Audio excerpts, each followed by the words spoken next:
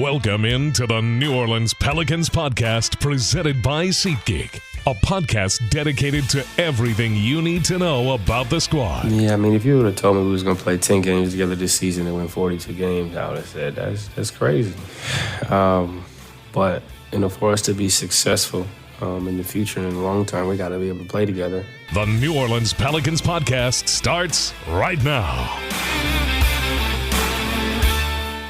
Welcome to the Pelicans Podcast presented by SeatGeek. I am Joe Cardosi. Today, very special because I am joined by the extra brawny Mr. Gus Kattengell. Not that Jim doesn't have muscles. Sure. He's got plenty. He's always flexing. It's the lighting. It's the lighting, and definitely the lighting. He usually doesn't wear the sleeveless shirt. But, I appreciate you rolling in here with confidence. Well, it's the offseason.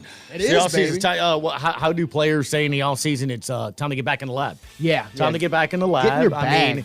I know it's only been, when did we last play? Tuesday? Yeah, it's like a day. Wednesday? I know it's only been one extra day. Yeah. But, there are so many people that love, and we actually do love this. Tap on the window, tell us hello. Yes. More towards you than me, but maybe next year. It's only because they can see me more. You're huddled down. Again, in the lab. I kind of think maybe if I get in the lab a little bit more, maybe some of that attention comes my way next year. Bottom line, though, we plan on doing a lot more with that studio, add some lighting, things of that nature. Some decoration. We have a lot of plans. I'd love to have some sort of speaker and mic out there. You guys can talk to us, all those different things. The building keeps being like, you can't put stuff out there. And then I run from the cops. How that works. It's not our call. Yeah. If it was up to us, it'd be a party. But I'm back in the lab. Yeah. Because there is no off season, Joe. There is no off season. If you're not getting better, then you're getting left behind. Yeah, and I am constantly not getting better. That's why I'm just getting older. Yes, I'm something about rising and grinding. I don't do either. But it is the offseason. It feels weird. It feels like 5 seasons got jammed into one somehow with all the ups and downs. I mean, the poor Pelican that I drew on the whiteboard behind me, he got a tribal tattoo. He got fat, then he got abs again. He's got a black eye. He's crying. He's got stitches. I feel like it's representative of everything the Pels went through because, man, rolling into 2023, we were on top of the world. Yeah. And then all of 2023 happened. And you don't want to call it forgettable because there are lessons to be learned from what the Pelicans went through. Mm-hmm. But it's not something you want to repeat. And you hope as the Pelicans go forward and as this team rolls into the offseason that those are lessons that will be learned. Yeah, and we talked about it in our pregame and even in our postgame on Wednesday about how this season just felt. It was just several months ago, 4 months ago, to the point where I don't think any of us expected to be feeling the way we felt at the end of the calendar year. No. When we're going into that Memphis game on December 31st, I don't think anybody was expecting to feel the way we did. We had, 10, 11 consecutive home sellouts. Yeah. You had blown out the Nets to start the season. You were in first place of the mighty Western Conference. Setting records. Brandon Ingram hadn't even played in a month. I mean, it's great. You're sitting here going, 2023 is our year. It's like, oh my, this is actually happening. Yep. And then you add the way the city was feeling with the way the Saints season had gone. It was the life raft that fans in the city needed. All eyes were on the Pelicans. I think for the first time in a long time, it really felt that way. Right. And, and for a while, the Pelicans were living up to those expectations. And between injuries, players coming back and having to find their groove, some of those games, when you look at the state of the Western Conference, one game here, one game there, made all the difference in the standings. And you hate to say, well, it could have been that one, could have been that one. But you could point to literally any of them and be correct. C.J. McCollum on Wednesday night after the game, I thought was as honest and as truthful as players are a lot of times, and it's what fans feel. Yeah. And what fans felt, and again, that feeling, because I do agree with Willie Green that the season was a success. You got to the first place, after, it wasn't like, and I don't mean first place after 2 games, and you won 2, and and that's what I've said. I mean, you saw glimpses of what the team could be, and that's also why it hurts so much now. You get to December, you've played 2 full seasons of basketball, actually almost 3 because you started in October, right? Yeah. So I mean, early October. So when you're ending the calendar year in first place, I think you were 24-12 or something like. You've almost played 30. I mean, you've played over 30 games, right? So you've earned that. You felt like the team had an identity. It wasn't they were still 5 games, won 3. You're in first place. It's a much different first place when you've actually played months of basketball. So it was a success. It was a success because you did see the work that this team put in the offseason paid off. And it was one of the things we talked about here in one of the early podcasts. One of the reasons I thought this team may make a run or could be a 6 seed was because you essentially did bring back the same roster. There's no feeling out process. There's no, hey, the coach and what system. Everyone knows what you were doing. You worked in the offseason the entire time. We talked about we're at Saints OTA or training camp, and there's Trey Murphy and Herb Jones. But you couldn't keep these guys out of the facility this past season, and it paid off. They opened up the season hot. They beat the Mavs. You saw Dyson Daniels strip Luka on this first possession. Like you're sitting here going, oh my goodness, Jose Alvarado's dropping deep. 40 against the Denver Nuggets, who wound up being the top seed in the West in a game that, I mean, it was nuts. It was great.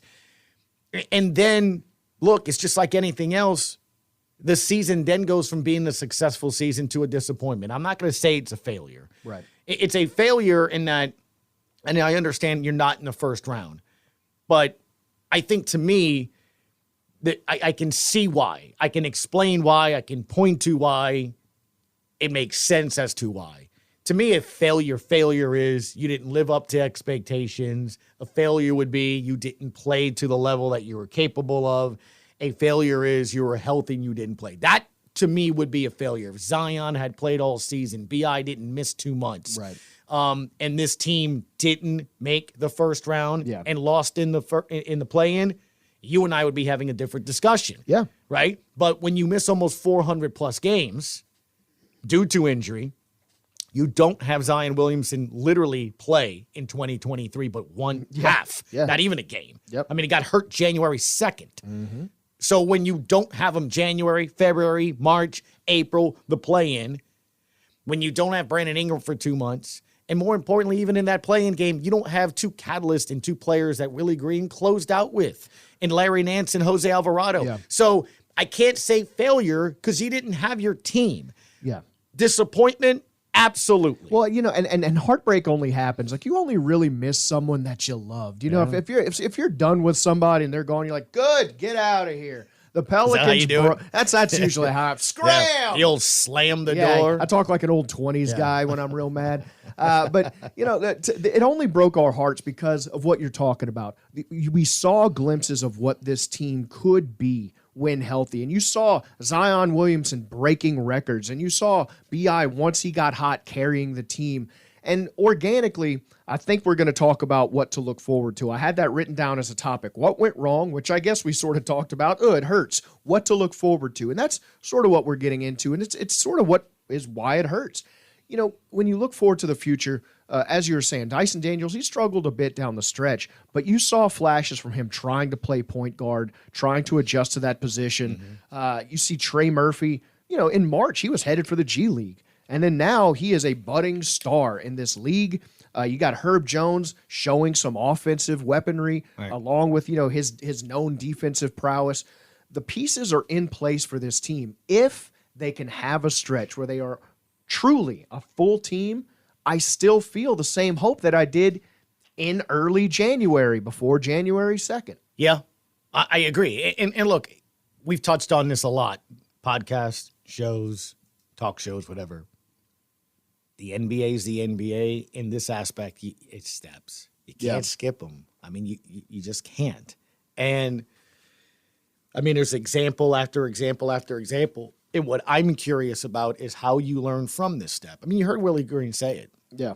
After the game on Wednesday. It is bittersweet, but how do you use this? Yeah. And I'm talking everywhere and everyone. How is Zion going to use this? How's his team going to use this? How's Trey Murphy, Dyson Daniels, Coach Green? Yeah. Because nothing, I think, affects you more than loss. Yeah. And I think they do feel like this is a loss or pain or hurt or discomfort or whatever. You saw it. You know, I mean, we were talking with Erin Summers in the postgame, and she commented Zion's reaction at the end of the game. Look, again, for however we want to look at it, for whatever the reason he didn't play or did play, it has to upset you. It has to bother you. The last time you played, this team was in first place, third place at the time in January 2nd, and now you're going home. It's over. It's done. Yep. If you're Jose Alvarado, who's sitting there going, you don't think that guy plays with hurt ribs. Right. Like he's itching to get on the court. That has to bother him. Yes. So how do you use it as fuel? I go back to, I always say one of my favorite commercials of all time, and it's Michael Jordan, the black and white one, where he's sitting at the free throw line, and it's just a bunch of fonts and letters and text, and it's, 1,604 missed free throws, 767 game-winning shots, 1,400 whatever missed threes, and the entire commercial is his failures, right? Misses, playoff losses, and it's just him in an empty gym shooting a free throw, shooting a jumper. And that to me has always stayed with me. It's easy to celebrate your victories. What drives greatness? And what drives greatness is failure, if that makes any sense to you. You have to learn how to fail, just like you have to learn how to win as a young 100%. team. I actually teach that to my kid all the time. He gets upset if he misses. We start a T-ball, he hits it, and he gets angry, or he fell off his bike yesterday. And I'm like, get back on there. I mean, dude, but that now you know. Now you know, don't cut the wheel that hard. Right. Now you know, don't stop and try to, high five me, let go of the handlebar like almost he did last anyone night. who's good at something had to suck at it for a little while. Right, well, you have to know what that's like, right? Yeah. So I can tell you, and again, I'm going by what C.J. McCollum said, which I think is a perfect reason why this organization wanted him and needs him. Yeah. And it was a 48-second, hey, here's what you have to do to win as a professional. And it was things that maybe a lot of times people don't think of, right? And he mentioned, we had a late tip. What are you doing to be ready for that late tip? You don't normally tip at 8:30. Right. So you probably tend to get tired. Did you nap? Did you eat? Did you hydrate? Do you get your sleep? Things that we maybe don't think of a lot, but we always tell ourselves, and we've learned, Joe, it is important. I can go lift, I can eat right, but if I don't sleep right, I don't get my rest, I don't get a massage, I don't do those different things. Are you ready to do it? And what was key, what he said was a routine. You're not just doing it this week. You need to do it during the summer, when the season starts. That helps you come back from injury quicker if you're in better shape, if you're somebody that routinely does maintenance, preventive maintenance. I talk to doctors and chiropractors. As much as we goof on LeBron James, he's the king of that stuff. Well, he spends $2 million on his body for a reason. I mean, and that's the thing, though, right? But for him to be playing at almost 40, it works. And to be dropping 30 points a game and to be outrunning people, why? Yeah. Because he eats a certain way, he rests a certain way, he takes care of his body Sleeps a certain in a pod way. or whatever. It's working. But that's just it. And I think that's what this team needs to learn. It's that next step. And we talked about this beginning of the season. Last year, they learned, hey, we can win. This year, they found out we can win, but how do we consistently win? And that's different. Targets on your backs. People circle you now when you're instead of sneaking up on people. How do you handle expectations? We saw clearly when you are a game out of 6. How many games this year? A dozen? Where this team didn't show up with the required intensity to take on Orlando. Yes. To take on teams that you should have beaten because you have better talent. Houston. But there you go. These are games that you have no bit. But again, if you want to win championships, what do the Warriors do? What do team Boston? They come in and drop 40 points in the first quarter on the road against the Pels. Why? Because their mission in November, it's May, it's June. But in November, it's what they're doing to make sure their spot is where they need to be. They show you early on in the season, even when it's regular season basketball, who they are. When we played the Celtics, I remember in studio being like, that's a different level of basketball. Milwaukee. When Milwaukee came in there, Giannis, the first quarter, you're like, oh my goodness. They didn't stop. It's business. And hopefully the Pelicans learn those lessons. That's what a team looks like, and that's the team you want to be. 100%. You want to assert yourself on any floor you step on. Yeah. And you got to hope those are the lessons they take from it. But I think the thing that you can take solace in is you did see this team work. Yeah. And I do think it's very easy to go, oh, look, there's disappointment and there's feelings like that. But I don't think Coach was lying when he said, look, this locker room is together and they're going to support each other. Yeah, and there's going to be some tough talks. And you have to have those. Sure. I mean, my wife tends to have a few more than I would like with me more than often than not. But that said, what's going to be interesting for me this postseason is some of the teams that made moves that did work, like the Suns. I don't know. I don't know how the Suns are with Kevin Durant in a postseason. Right. If they go 16-0 and don't lose a game, that maybe changes your approach come the draft. Looks like a successful formula. Yeah. Sure. Remember, the draft and free agency come after the final. Right. So I am curious to look at that. The Kings, a team that leapt you. They took a leap in front of you. Used to be bottom dwellers. Now they're ruling the West. First time in almost 20 years since they've been in a postseason. Yeah. And they look solid. Like, again, I'm not being ugly, but when I watch their roster compared to the Pels, they got shooting everywhere. The guy that led double-doubles in the league. Hungry. In Sabonis. But you have a lot of young talent, a lot of good talent. Yeah. So I'm very curious how this team does what I'm going to do. Watch this postseason. See what that does. Memphis, they've, again, second straight year they're the second seed. So, how do they react? How do they build moving forward? I think affects how I build and how I train and prep. Because, again, what they need to realize is what you do in October, November, December, January, February, March matters come April. It just does. I mean, this team shouldn't have been in the play-in. They were. Yeah. And you have to be honest with yourself, jot it down on a dry eraser board in front of everyone. This is why we're watching the postseason. And that's why it hurts. You know that you are better than the play-in. This roster is better than it is. And to know that you could have gone into that play-in, play a hobbled Timberwolves, and then you match up pretty well against the Nuggets. You have to now miss all of that. And I think the other thing, too, is you also have to understand that you earned sitting at home and watching. Yeah. Turnovers, not showing up with the right intensity. Maybe not doing the small things, as C.J. McCollum said. Asleep in the post, other people getting rebounds. Right, yeah, right. No, I mean, that's just it. You don't think about it, but it's just a board in the second quarter of a game in November that eventually costs you. Points. Exactly. And that one game in April is the difference between you being a play-in or not. Absolutely. So that's something to, again, think of it. And you brought it up, man. We only get to see them, the Eastern Conference, one time. We do get to see, obviously, the Western Conference teams at least 3, sometimes more than likely 4. But you see Milwaukee, you see Boston, you see those teams. It's different. Look, and here's the other thing. Again, something else that needs to wake this team up.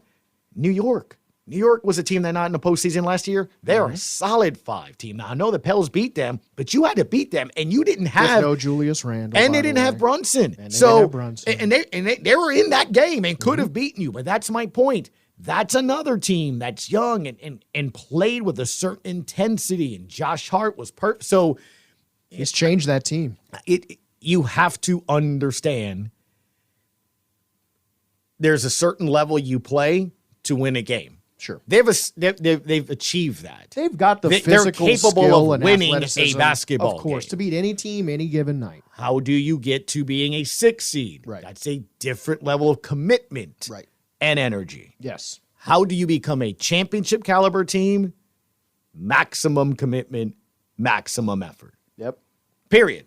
So it's not really about talent. You need to have it. Sure. Okay. But it's about, as C.J. McCollum said, the little things. What are you doing through the season, through the week? And I go back and I mentioned this on my talk show, almost a month ago now. Gosh.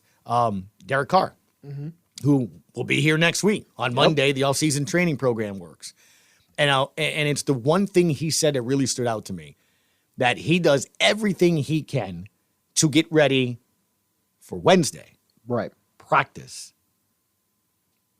That really stood out to me. He's like, we need to practice well and have everybody there to practice. No, it is.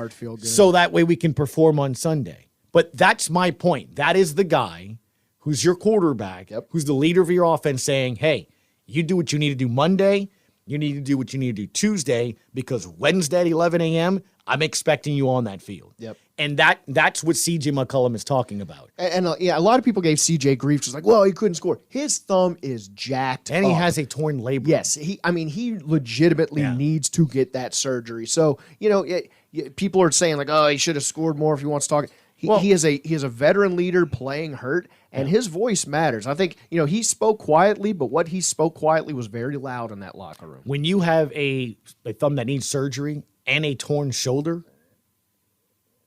I mean, it does speak volumes. I have a shoulder. I don't even know what's wrong with it right now. And just sitting here in this chair, I'm about to start weeping. Yeah, exactly. And I don't even know it might just be an outie. But that's owie. That goes to what I literally just said and what he said after the game on Wednesday. Do what you need to do to be able to get yourself on that court. You know, and that's what I mean. It's commitment and it's energy and it's all those different things. So look, it's a learning experience. It's one of those tough ones. It's just like when the kid hurts himself. You don't want the scratch. You don't want the scar. You don't want the blood. But it's going to make you better. And again, it's just like anything in life. And the NFL, MLB, we can talk about those other ones too. They're similar.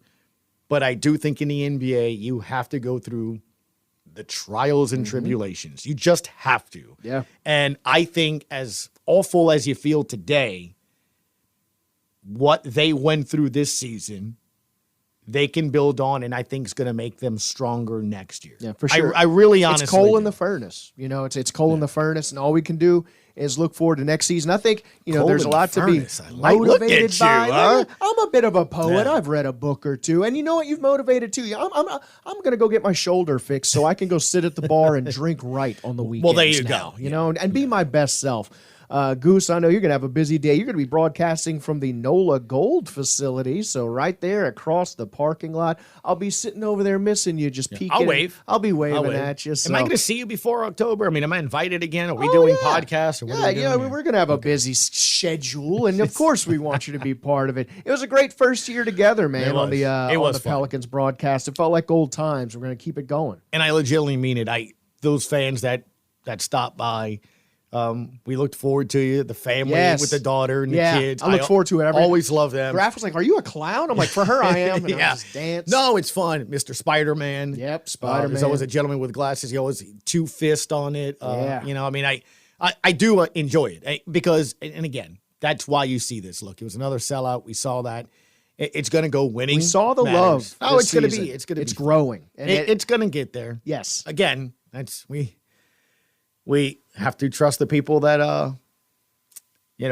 have the titles. Yes, absolutely. It's their job to make it work. Yep. Look, we're just the peons in the little office talking about the stuff, and we just hope for the best. And look, I think there's a lot to learn and a lot to do going forward. It's going to be a very interesting offseason. Could be a very interesting day for all of us here as the exit interviews are happening, and Mr. Gus Kattengell is going to sprint across the parking lot holding arms full of gear. I'll try to film it, put it on TikTok. It's sure to be funny. Gus, thanks for joining me, man. Jim, we miss you. Yeah, we do miss you, Ben. Well, not really, because I got the whole segment. Yeah, you got the good chair. I didn't have to share my thoughts with anybody. And you got the recliner that Jim usually has. It really is nice. Yeah. I mean, it's almost like, I was going to say captain's chair, but this is almost like an emperor's chair. Yeah, and he makes someone else say, look, that little stool with the nail in it, that's what I he makes haven't the felt guests this sit kind of leather plumpness in a long time. Well, Jim demands the best, and if you don't give it to him, he gets angry. We have angry. like a footrest stool here, too. Yeah, he's got like extra, he's got spares over here. I don't have any storage because he's got extra footstools over here. I see a cord sticking out of it. Is this a massage chair? Oh, yeah. Turn it, it's got bubbles. Ooh. Yeah. Jim, we miss you, buddy. Hope you feel better.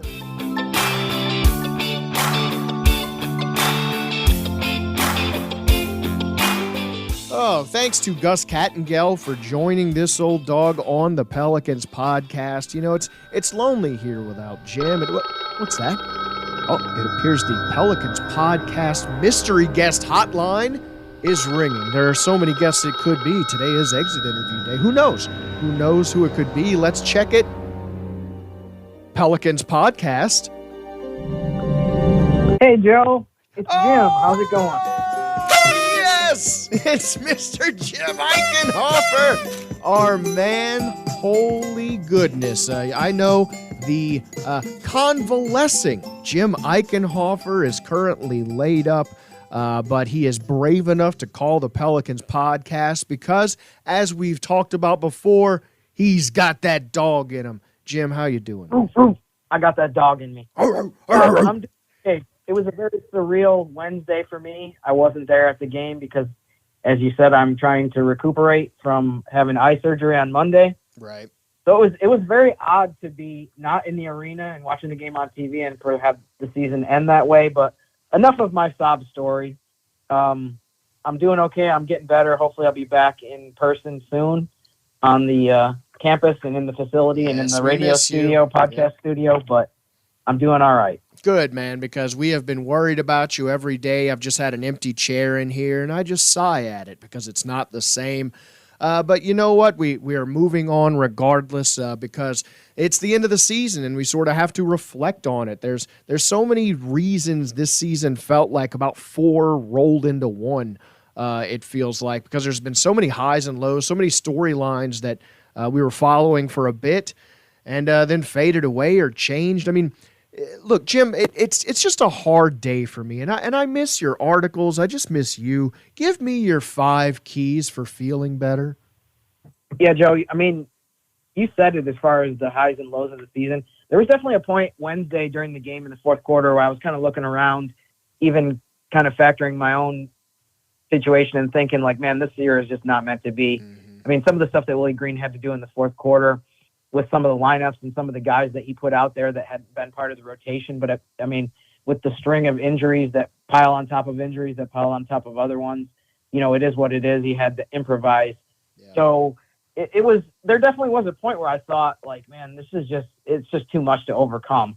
But that's kind of the way I looked at the way this season ended. But kind of spinning forward to the, you know, list of things to look forward to. Yeah.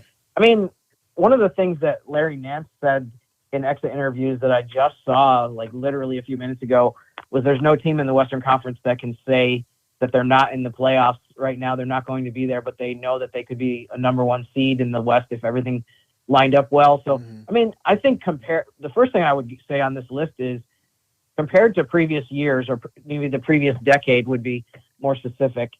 There were a lot of years where there was a lot of question marks during the off season, but you didn't go into the next season saying, like, with the confidence that you have now that the potential is there. There might have been times in the previous decade where you had, you know, Anthony Davis and Drew Holiday as your best players, and you had some other good pieces. Yeah, there's a lot of nebulous hope and what ifs back then, though.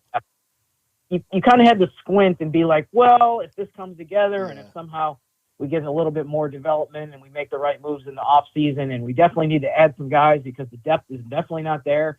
And the talent, frankly, is a little bit shy of what it needs to be. You might be able to compete for a middle seed, you know, 5-6 if everything breaks right. I mean, that didn't even happen, honestly. And in hindsight, that didn't even come together.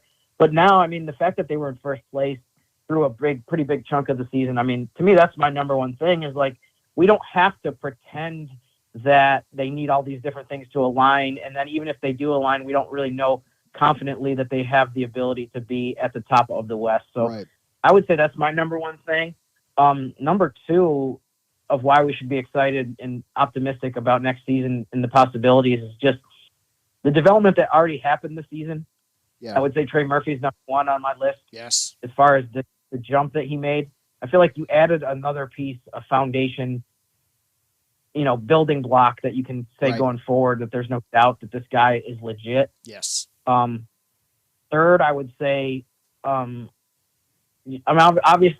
and I think CJ and McCollum discussed this after the game Wednesday, they have to come back healthy. Yes. I know a lot of people fans commented, and I saw tweets to me because I posted some of his comments about what CJ was trying to say.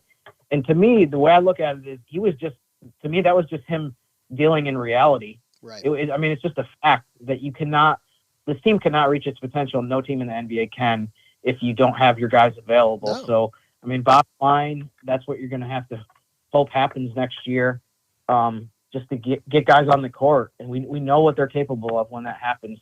And for CJ specifically, I mean, I wasn't surprised at all that injuries were affecting him greatly because you could just tell that he didn't look like the same player that he was in Portland. CJ's leadership, especially right now when they're going through it, I think it's going to prove more valuable almost than when he was trying to steady the ship when he came here fresh off a trade, and they're sort of playing with house money, getting into the play-in and making a playoff push. This is where they're really going to need him to sort of right the ship and give them the right mental framework to go forward, I feel like.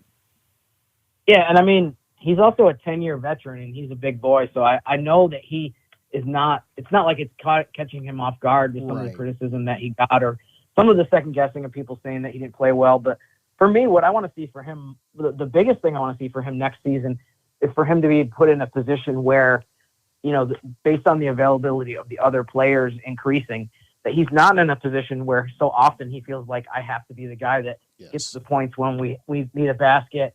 I definitely feel like there were times where he was pressing in terms of, I have to contribute scoring. That's the number one thing I do instead of letting the game come to him. But when you put him in the situation where you didn't have two of your other three big scorers, that's going to happen a lot. So I just look forward to him being in a situation where he doesn't have to feel so much pressure on himself all the time to do stuff and come back and just be more efficient and be more of the guy that we saw in Portland, who was maybe one of the only Trailblazers that was good in that series in 2018 when the Pelicans swept the Trailblazers. So that's I guess the other things on my list are, Brandon Ingram for a second year in a row, the second half of the season, the last 2 months was awesome. Last year it culminated obviously in the playoff run and how good he was against Phoenix, but didn't get that as far this year. But I thought his last month plus was some of the best that he's played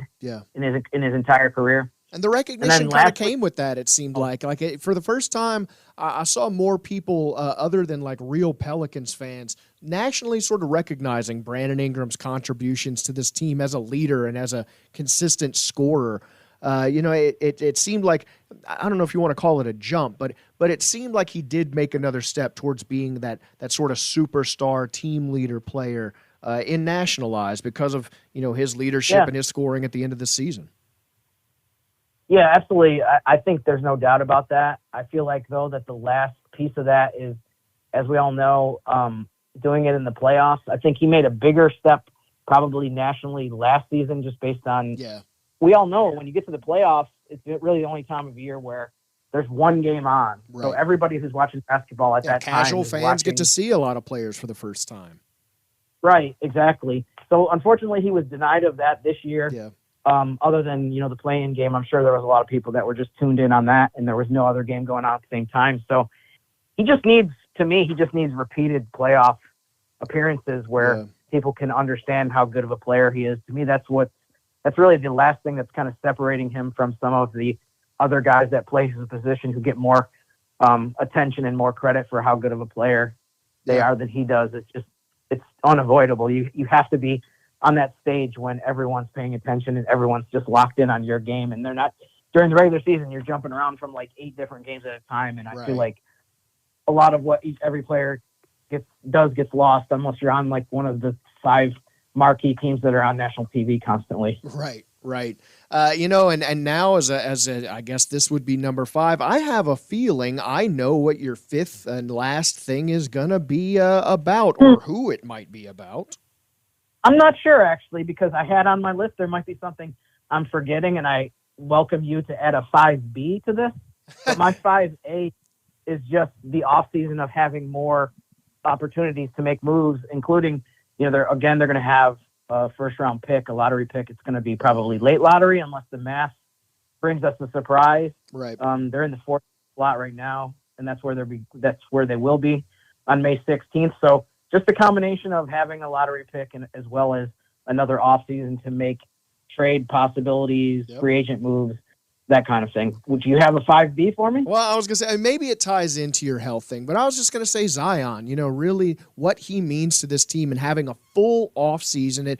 Last offseason he was healing from something, and I guess to some degree he will be again this offseason, but not to the same degree. He's going to be rolling into this one. As he said, he feels good.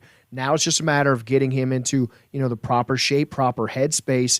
And so with Zion now rolling into a full offseason with this team, chemistry-wise, how they gel together and his health and rolling into this season sort of full force, knowing what you're getting. I think that's going to be tremendous for this team going in. A big part of what drained a lot of the enthusiasm as this season went on was the uncertainty. What's going to happen? Is Zion coming back? Is he injured? Is he shut down? Well, now we know he's going to be coming back next season. And it just changes the whole dynamic of this team. But again, that probably goes into health more than anything, because that's why he was out. He was just gone. And like you said, it's going to be a very interesting offseason. Let's not forget, people bummed out about that pick, maybe losing some of its luster. Trey Murphy was a late lottery pick, and he's turned out pretty good for our Pelicans. So I think we're going to be delving into that as we get later into the offseason, aren't we, Mr. Jimothy Eichenhofer? Yeah, indeed. One thing I would add about Zion, too, is, there's been a lot of comparisons as far as players that have missed games at the beginning of their career who were drafted high. One of the players that I keep looking at, and I feel like people have misunderstand this or don't have the math correctly in some of the things that they've assessed, that Zion has actually played more games in his first 4 years than Joel Embiid did. Yes. So I'm not comparing those two guys necessarily, but, that's what you want to see. You want to see him get through some of the issues that he's had at the beginning of his career and become a player that you just see on the court consistently and enough to where, Embiid is an MVP candidate and he's actually a perennial MVP candidate. Yeah, you don't think now of him as an injury-riddled player that you got to worry about constantly. He misses games here and there, but it's nothing that's problematic or an issue for the Sixers. He's on the court plenty to make them one of the best teams in the East every year. And like I said, be in the running for MVP probably 2-3 years in a row now. So that's what I want to see for Zion. And another quick thing too, player that I didn't mention yet, that I'm looking forward to seeing Jose Alvarado back on the court as well next season. Yes. Another guy that the last chunk of the regular season and then obviously the play-in.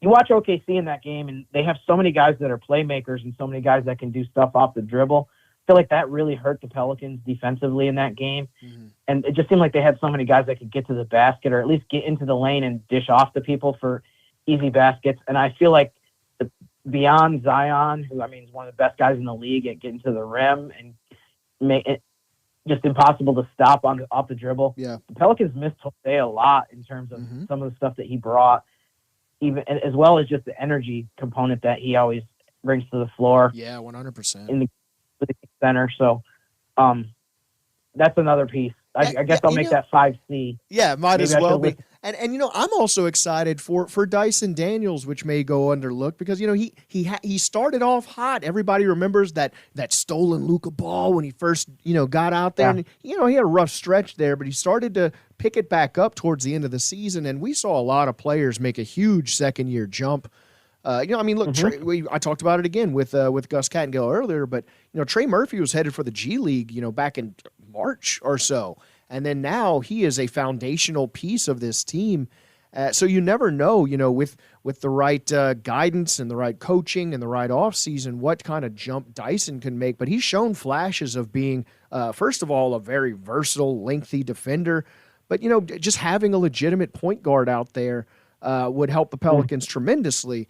And, to have him have a whole offseason, I think it's going to be interesting to see what he brings to the team as well next season.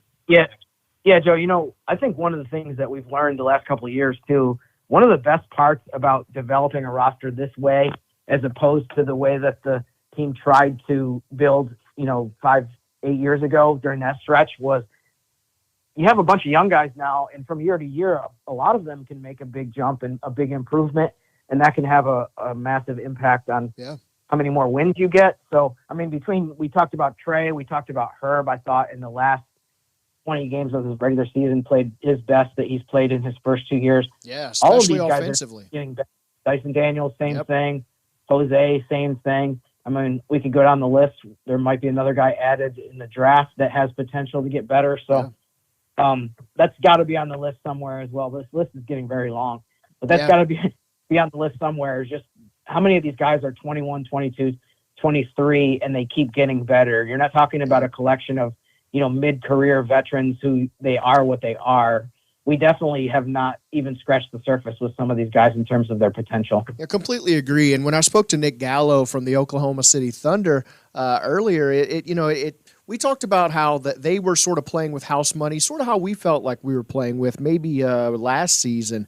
And I feel like we're going to see a lot of them going forward. And, Pelicans fans need to remember, we still have a war chest of assets. There's still so many moves that can be made. It's still so fluid. Who knows what can happen? But, the state of the West is just bananas right now. You look at Sacramento, and they're just owning the West. You look at the Grizzlies, who, we want to be a rival of the Grizzlies, but first thing is first, we have to be relevant enough to see them, for them to see us as a rival. They're a tough team, and you look at the West, it's just a few years ago, I don't think you would have looked at it and expected things to look this way. The Lakers in a play-in and the Kings, just ruling the roost along with the Nuggets and the Grizzlies. How long do you expect it to stay like this? I mean, this is going to be an interesting offseason. New CBA, all kinds of moves that are going to be made. I mean, how long do you expect the West to look the way it is? I feel like even in 2022, It didn't look this way. Yeah, I mean, to drill down to specifically the Pelicans, I think one of the best, totally out of their control, but one of the best developments of this past season in terms of the rest of the West, especially compared to pretty much the entire time that I've been here, is that the division has gotten worse. Yeah. The division has gotten more manageable, so that's very helpful. I mean, you play all those teams automatically 4 times a year. The Mavericks had a very, kind of crash and burn at the end of the season. Yeah. The Rockets and Spurs are still in total rebuild mode. Who knows how long it's going to take for them to move out of that. You mentioned the Grizzlies, but to answer your question, as far as the West, I feel like it's really hard to predict because, like you said, you asked someone 2 years ago what the West would look like in 2023, they would have been completely wrong. Right. Some teams that we thought were going to have staying power at the top of the standings have not. And some of the teams that we thought maybe would be at the bottom for multiple years also have not, including the Thunder, that they seem to be making a rise. So, I think it's very fluid. It's going to be really interesting because you just have so many teams that, and even some of the teams like Dallas that I mentioned that had a bad year, they could easily jump up next year. Right. Utah made really nice strides. So it's definitely not going to be easy, that's for sure. Yes. But I think the Pelicans need to focus on basically with a ninth place finish this year. And being at number 1 at one point, I think they should go into next year with the goal of trying to move up at least several spots in the standings and maybe be cemented in the top 6. I think they would have definitely been if it wasn't for the injuries this year. Yeah, they've shown themselves what they can be if they stay consistent and they're healthy, and hopefully that went to their heads a little bit and they're hungry. I hate to be sitting at home right now, but I do love the rise of the small market teams, especially in the West. And it's kind of, again, I'm not going to say it's fun to watch, but I want to be part of it next season. I want the Pelicans to be riding on the crest of that wave. Jim, I miss you up in here. I might take a couple days off just to reflect, not only on the season, but how much I miss you. But I'm just glad you're mending, my man, and glad you were able to join me on the Super Mystery Guest Hotline today. It made my day. Well, thanks, Joe. I really look forward to being back into the studio in person with you as well.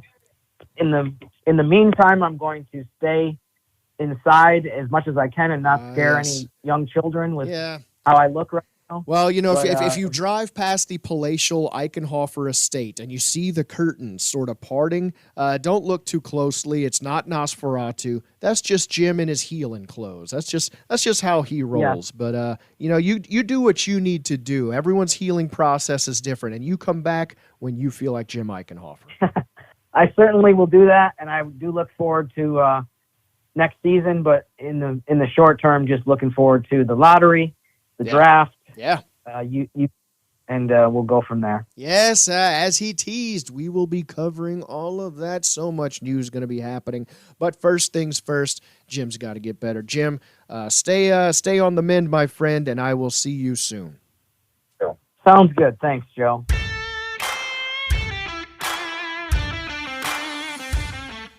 Big thanks to Jim Eichenhofer for joining me hobbled. And big thanks to Gus Kattengell for joining me, mostly shirtless. Fun podcast today. Under not so fun circumstances. You know, I didn't expect to be here today talking about the end of the Pelicans season. I expected to be talking about things ahead, and I think a lot of people did. And that's why it hurts, is that you know this team is capable of more. And I think that's why, as much as it hurts, there are reasons to look ahead to the next season with that in mind, knowing that this team is capable of more if they just put it together.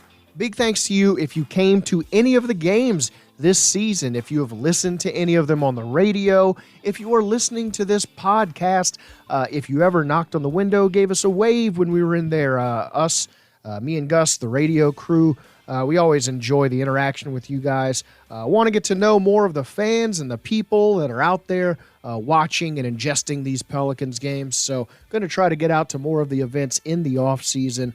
Big thanks to everyone who has ever listened to anything we do. We do appreciate it. You're our people. Not a lot of time to really reflect on things, and not a lot of time for you to miss us. Jim and I are already planning off-season podcast stuff. Lots of fun content going to be coming your way on the Pelicans Podcast and the Pelicans Podcast network of podcasts. So once again, if you are a fan of the Pelicans, if you're listening to this, thank you. Give me a follow over on Twitter at JCar504. Always enjoy chatting with you folks. And until I speak to you again, go Pels! Thanks for listening to the New Orleans Pelicans Podcast, presented by SeatGeek. Join us 3 times per week on Pelicans.com, the Pelicans mobile app, or you can subscribe to the podcast on iTunes. We'll see you next time right here on the New Orleans Pelicans Podcast, presented by SeatGeek.